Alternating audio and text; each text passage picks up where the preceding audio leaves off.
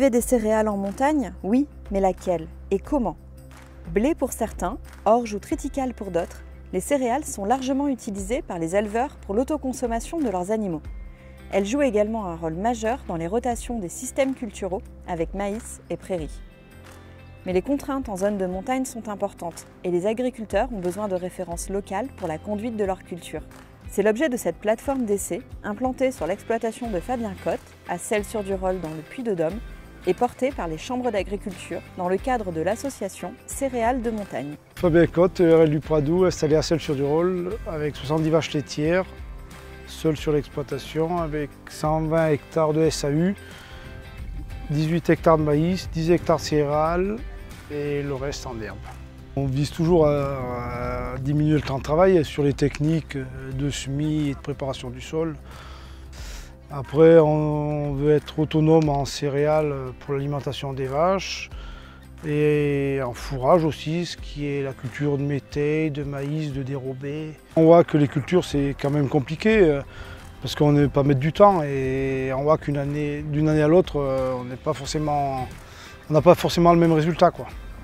J'ai été volontaire sur la mise en place de la plateforme céréales sur mon exploitation. La plateforme, c'est un plus parce qu'avec les essais, on peut voir les différentes variétés, les résistances aux maladies qu'on ne regardait pas forcément nous en tant qu'éleveurs. On voit un peu les points faibles de nos terrains. On va changer des choses, après pas forcément tout d'un coup, mais petit à petit, oui. Cette plateforme d'expérimentation permet de mettre à disposition des références techniques et économiques qui prennent en compte les particularités locales de montagne liées au climat, aux conduites de culture, aux objectifs et contraintes des éleveurs en territoire de montagne. Nous avons voulu mettre l'accent sur l'innovation sur notre plateforme ACM, donc Association Céréales Montagne. Tout ça pour accompagner les agriculteurs dans une transition obligatoire de leur système de production en élevage. En effet, les agriculteurs ont besoin de répondre à la fois à une baisse des coûts de production de leur fourrage, mais aussi au changement climatique avec des épisodes de plus en plus secs ou alors alternant avec des épisodes humides, mais également pour diminuer le temps de travail à l'hectare.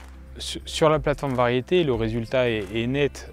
On s'aperçoit que des variétés de triticale présentent bien plus de potentiel que des variétés d'orge ou de blé, notamment du fait de l'espèce, parce que le triticale va répondre beaucoup mieux au pH acide, mais également aux épisodes de froid. Pour sécuriser la production de fourrage et pour répondre au changement climatique, nous avons testé différents itinéraires techniques de production du maïs, notamment en insérant des métailles fourragées et des itinéraires techniques de travail superficiel du sol, voire de semis direct. Cette expérimentation a aussi pu permettre de mettre en avant un indicateur que nous ne prenons pas souvent en compte et que les agriculteurs aujourd'hui privilégient, c'est le temps de travail à l'hectare, avec une économie d'environ 1h30 à l'hectare pour du semis direct. Sur cette plateforme, nous avons aussi choisi d'aborder le thème de l'agriculture biologique. Nous avons fait un zoom sur la RC-Tri, qui est un outil polyvalent, très utilisé chez les bio, mais qui peut aussi s'utiliser chez les conventionnels. Donc il sert au désherbage mécanique, il peut servir à faire un peu de régénération de prairies, et il peut être aussi utilisé pour faire du semis sous couvert de prairies dans une céréale d'automne.